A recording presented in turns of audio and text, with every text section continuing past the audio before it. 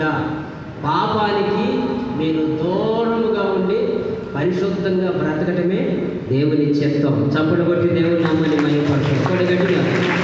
హల్లెలూయా, హల్లెలూయా.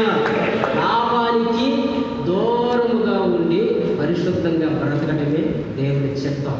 ఎవరైతే ఇలా బ్రతుకుతారో వాళ్ళ బ్రతుకులు నెమ్మదిగా ఉంటారు. బ్రతుకులు నెమ్మదిగా ఉంటారు. బైబిల్లో మనం గమనించినట్లయితే చూడండి, ఏంటి దేవుని చిత్తం, ఏంటి పరిశుద్ధమైన జీవితం. ఎఫెసీ పత్రిక 5:4 త్వరగా. ఎఫెసీ పత్రిక కృతజ్ఞత వచనమే మీరు